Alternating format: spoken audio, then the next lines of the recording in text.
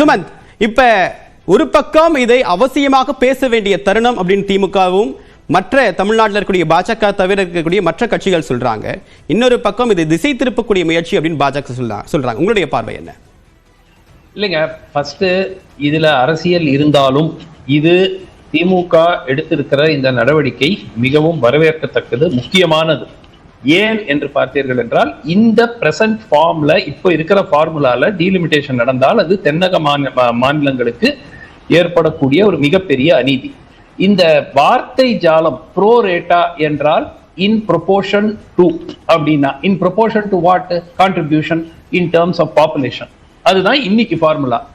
நாளைக்கு நாங்க இந்த ஃபார்முலாவை மறுபரிசீலனை செய்வோம் அப்படின்னு ஒரு ஸ்டேட்மெண்ட்டோ இல்ல விகிதாச்சாரத்தின் அடிப்படையில் எந்தவித மாற்றமும் இருக்காது. இன்னைக்கு தமிழ்நாட்டுக்கு கிடைக்கிற 7% நாளைக்கும் டீலிமிட்டேஷனுக்கு பிறகும் அதே அந்த 7.3% நினைக்கிறேன், அது அப்படியே தொடரும் அப்படின்னு ஒரு ஸ்டேட்மெண்ட் வந்தா முடிஞ்சு போச்சே. எதுக்கு இந்த மீட்டிங்கே தேவையில்லையே? அந்த ஸ்டேட்மெண்ட் வரலையே. தமிழ்நாட்டுக்கு எண்ணிக்கை குறையாது. ஏங்க, நீங்க 39 இடம் நம்ம வச்சுக்கிட்டு இருக்கோம்.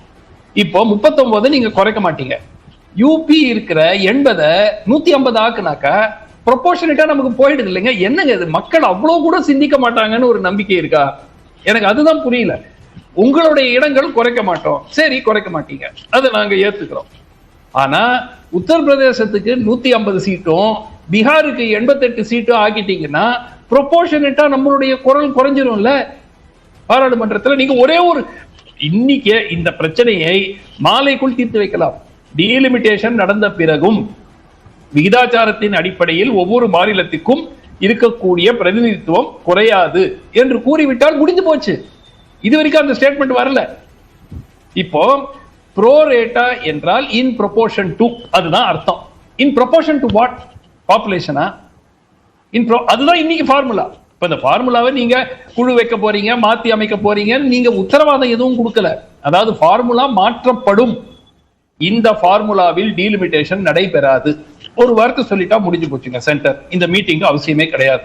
நாங்க புது ஃபார்முலா வருவோம், அந்த புது ஃபார்முலா எல்லா மாநிலத்தோட கலந்து ஆலோசித்து நாங்கள் முடிவெடுப்போம் சொல்லிட்டா ஓகே.